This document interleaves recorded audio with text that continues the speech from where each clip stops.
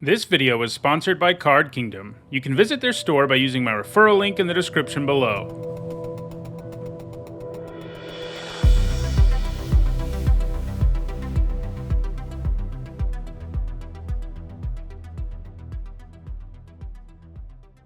Hi everyone, I'm Nizzahon, and today is Friday, and that means it's time for another MTG Top 10, the series where I rank cards based on their historical performance and Magic's highest level of competition. In today's MTG Top 10, we're going to take a look at white legendary creatures. Several years ago, I looked at green legendary creatures using my usual methodology, but in the end, I don't think that it did justice to actually discussing legendary creatures. This is because my usual methodology doesn't involve Commander, since it isn't a format with premier level play, and if we're talking about legendary creatures, it's kind of silly not to include Commander somehow since they're central to that format. So this time around, I'm adding an additional metric to my usual scoring method. As usual, first tier top 8s are worth 2 points, and second tier top 8s are worth 1 point, but I've also awarded cards points based on how many decks they appear in as the commander on EDHREC. Obviously, if a white legendary creature is very popular as a commander, it deserves some credit for that. In the end, I decided to give 1 point for every 100 decks on EDHREC that uses each of these white legendary creatures as its commander. I think scoring things this way does a good job of giving cards a bonus for their commander performance, and at the same time, we can still look at how a card performed in formats like Standard and Modern and so forth. To be eligible for this list, a card had to be a legendary creature with a white identity. This means that the only colored mana symbol that appears anywhere on the card is white. In all, there were 142 cards that were eligible for this list, and in this video, we'll look at the 10 that have left the biggest mark on competitive Magic and on Commander. Alright, let's get to the list. At number 10, it is Thraben, Senior Edificer. Thraben is an amazing engine for decks interested in playing auras, equipments, or vehicles, since he makes it so they all replace themselves. This is especially nice for auras, since they normally give you the huge risk of getting 2 for 1, but Thraben's ability makes that less of an issue. He's been a key card in making aura decks viable in both Pioneer and Historic. He's also seeing a bit of play in Modern, though he hasn't gained any points there just yet. He also sees significant play as a commander, and that's what helped propel him to the bottom of this list, as he wouldn't have gotten here without those EDH points. It's pretty darn powerful to build around him and have most of your cards just be cantrips. He's going to keep gaining points in Pioneer and Historic, and he's going to continue to be fairly popular in Commander too. At number 9, it is Iona, Shield of Emeria. She makes this list despite being completely banned in Commander. Iona costs a whopping 9 mana, but she definitely gives you 9 mana worth of value, since she's a massive flyer that shuts down a big chunk of your opponent's deck, and people generally don't pay the mana for her anyway, as her points have all come in decks that cheat her into play in the early part of the game, when she is nigh unbeatable. In Standard, this was achieved using Polymorph. In Extended, she could be reanimated by Dread Return. In Modern, she's usually brought back by Unburial Rites, and more recently cheated into play with Indomitable Creativity.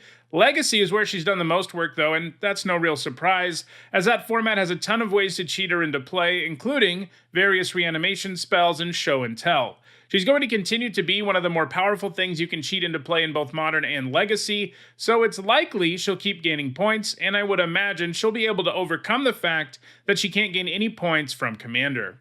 At number 8, it is Elesh Norn, Grand Cenobite, our second consecutive huge white creature. Elesh Norn costs 7 and has an absolutely massive impact on the board, since it gives all of your creatures +2/+2, while giving your opponent's creatures -2/-2. This can often immediately kill a big chunk of your opponent's board, and obviously it also allows you to attack far more effectively. Like Iona, Elesh Norn has been cheated into play a lot. While it might not shut down a chunk of their decks like Iona does, Elesh Norn tends to be better against creature-based decks. In Standard, Elesh Norn was one of the ultimate end goals for Birthing Pod decks, as you would move up the chain until you got to Elesh. And in Modern and Legacy, Elesh Norn tends to show up in the same kind of decks as Iona. In Vintage, Elesh shows up in some versions of Oath of Druids as well as Dredge. Notably, Elesh Norn is actually legal in Historic, but so far this Praetor hasn't gained any points in that format. Elesh is also a fairly popular commander, where you can find the Praetor as a commander in a lot of mono-white token decks. Elesh is likely to continue to gain points going forward.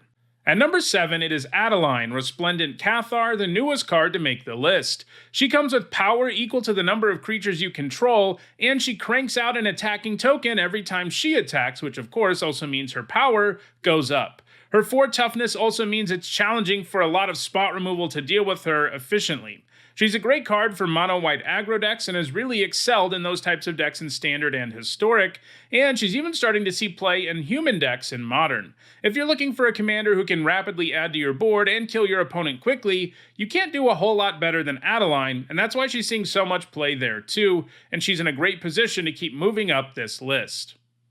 At number 6, it is Linvala the Preserver. Linvala is very effective at getting you back in a game, even if you're significantly behind. If you're behind on life and creatures, you get an amazing deal of a 6-mana 5/5 and a 3/3 flyer and 5 life.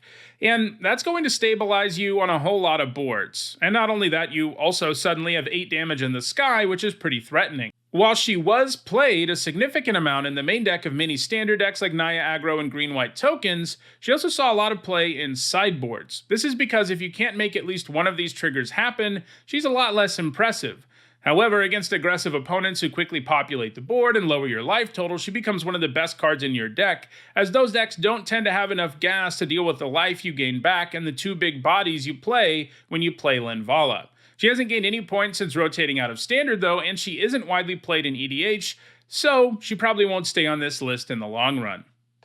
At number 5, it is Linvala, Keeper of Silence, our second consecutive Linvala.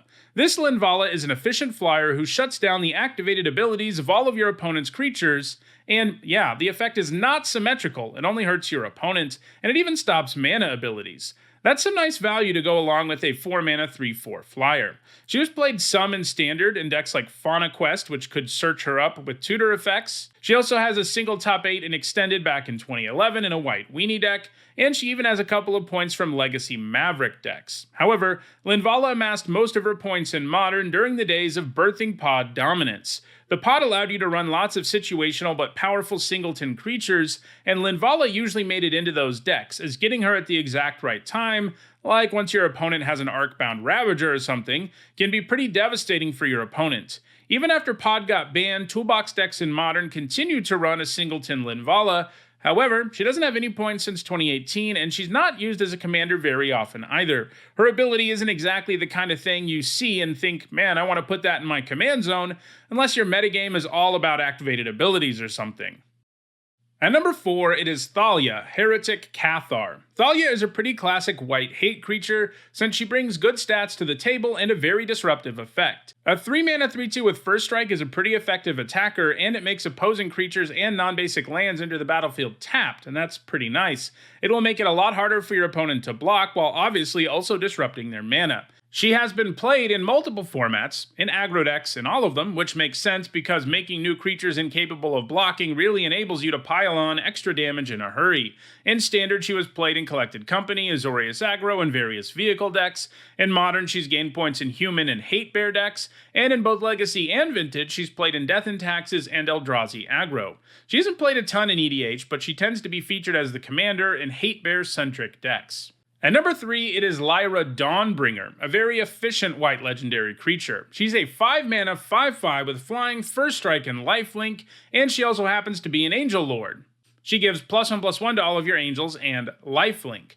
Large flying creatures with lifelink are a real problem. They make it very hard for your opponent to race you, because every time it hits an opponent, you create a gap of 10 life between you and them. On top of that, because she has First Strike, that means she can even hang back and block super effectively too. She was primarily played in more aggressive decks in Standard like Vehicles and Boros Aggro. She's also been played in Modern primarily as a sideboard card in blue-white control decks. Against more aggressive opponents who don't play much removal that can deal with her, Lyra Dawnbringer can be insurmountable. She's also gained points in Pioneer in both White Weenie and Esper Control. The recent printing of Giada also gives Angel decks another powerful Angel payoff, and this may mean she gains some more points in formats like Pioneer or Historic. She's also a great commander if you're interested in going Angel Tribal, as if you stuff your deck full of Angels, should be able to come down and put the game out of reach, thanks to all that flying damage and lifelink. At number 2, it is Kotaki, War's Wage, another white hate creature. Kotaki makes players pay an additional tax of 1 mana for each of their artifacts each upkeep, Otherwise, they have to sacrifice them. That's a pretty punishing ability, especially because it's attached to a decent 2-mana 2/1. Kotaki didn't see any play in block or standard, but if a format has a lot of artifacts in it, Kotaki tends to see play there. It's been a fixture in Modern since day one, since it can hate on a variety of decks, including Affinity, Tron, Lantern Control, and more. While Kotaki is primarily a sideboard card, Toolbox decks and Hate Bear decks have run it in the main deck as well. It's even played in Vintage, a format where most decks run several artifacts, and decks like Mud and Ravager Shops are all about them. Kotaki is another legendary creature that isn't well positioned to be a commander, because it would take a very specific metagame for Kotaki to be worth making your commander. But because it has been successful for so long, it still holds a high slot on this list, and it isn't going to be relinquishing the number 2 spot anytime soon, although it doesn't have a whole lot of hope to catch the number 1 card on this list either, which is Thalia, Guardian of Thraben. It's kind of funny we have 2 Linvalas and 2 Thalias on this list. Anyway, this Thalia is potentially the game's greatest hate bear. She charges attacks of 1 additional mana for any non-creature spell, and that's a pretty powerful effect.